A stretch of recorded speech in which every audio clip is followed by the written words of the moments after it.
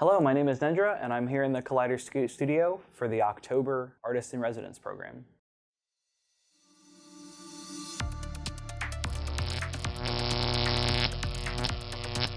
I'm an electronic artist. I'm really excited to be here, and I work with electricity. It's a fun story. Let me start here. Okay, my great-grandmother's telephone stopped ringing one day. She had this old rotary phone from like 1948.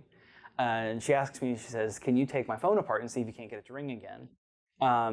And from the day that I did that project, I was hooked on interacting with electricity. We would go to Goodwill and pick up old, broken, just whatever, just to take it apart and see how it worked.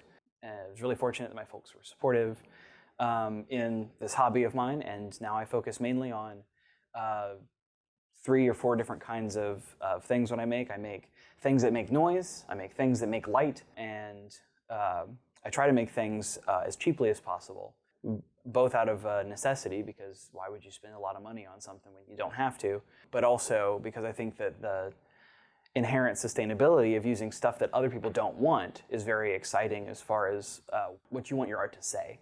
Hopefully, over the course of the month, as you get to meet me, you'll be able to interact with your world in a different way. And you can look for those things that nobody cares about anymore, see if you can't fix them up to do either the thing they used to do, which is fine, or something that they weren't built to do, which is very exciting.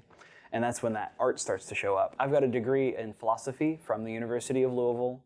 Shout out to all of my professors. I had a great time. I'm very glad I did it. But I learned all about the electronics through either being self-taught, which if someone tells you they're only ever self-taught, it's a lie because they're learning from somebody.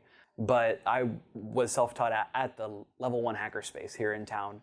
Level 1 is an absolutely wonderful community that anybody can go visit and use the equipment absolutely for free and ask the people who are down there who have expertise questions, about things that they know how to do, so that you can learn how to do those things, and then you've got access to that knowledge that you're learning while you were there, and then the equipment to use to make the things that you want to make. And so being able to participate in that community has been absolutely invaluable. My friend Danielle taught me how to solder down there almost a decade ago. I just took to it like a fish to water. If you care about this kind of stuff at all, go down to the hackerspace. And it's not just electronics. There's a wood shop, there's a metal shop. I build and race homemade electric go-karts with the hackerspace team.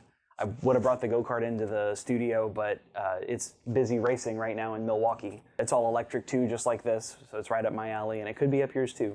There was an exhibit at the Revelry Gallery in New Lou that I participated in. It was a collaborative art installation. Francisco and I built kinetic sculpture so it moved around, it had lights on it, and we installed it in Revelry for the month of January or February a couple years ago. So you might have seen that there. It was called Lumen. You also might have seen a dress that I collaborated on for the Kentucky Museum of Art and Craft annual fundraiser gala, their couture event. It was the only dress that lit up that year. A couple months ago, you may have seen a chandelier that I built in the Hoba House. They had a queer art focus where all of the artists that submitted work for that piece were LGBTQ++. I was the only 3D artist in that show. A lot of people make flat stuff, which nothing against paintings or other things that hang on the wall, but that's definitely not the kind of artist that I am.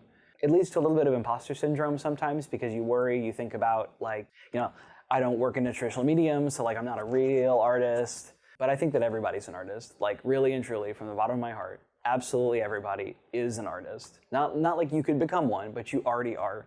And so anything that you make, right, can be your art. It's just if you feel like it is. So for the rest of this month, I'll be showing you some of the tools that I like to use, some individual elements of the art that I make. At the end of the month, you can catch me on a live Zoom, so you can ask me questions about the things that I make or questions about the things that you're making if you'd like some electrical advice, a little bit of help, that kind of thing.